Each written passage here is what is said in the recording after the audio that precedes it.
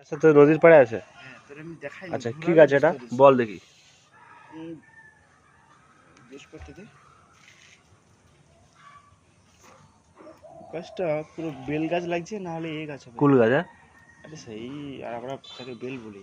আচ্ছা, তো বেল বলিস। বলি আর কি। আর নাহলে লেবু গাছের, না লেবু গাছ তো হবে না। লেবু গাছ মতো লাগছে গাছটা। লেবু গাছের কাঁটার মতো। যাক, আর তারপর স্যার আর আর কোন মন্তব্য? নিম গাছ না তো? নিম গাছ না ভাই, আমাদের স্কুলে একটা অশ্বত্থ গাছ নাকি এটা?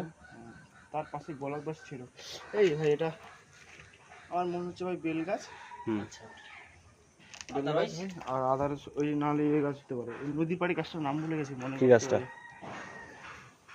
ক্যাকটাস না রে ভাই। আরে নদীর সাইডে এইখানেই আছে কিনা খরকচ। খরকচ। এই গাছগুলো নদীর সাইডে পাওয়া যায় না? নদীর ধারের সাইডে অনেক আছে, দেখাবো তো ভাই। দেখুন স্যার, ভালো করে ইন্সপেকশন করুন তো গাছটা।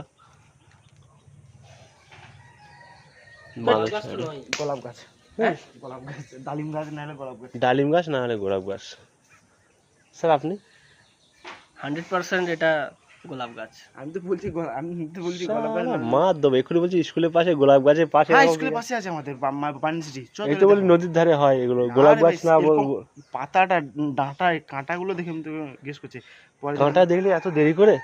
প্রথমে কাঁটা দেখতে বলি না? আই তোরে কি করে হবে? আর পাতা বুঝতে পারছিস না? তোরে আমি কি করে বোঝাবো যে এটা গোলাপ গাছ?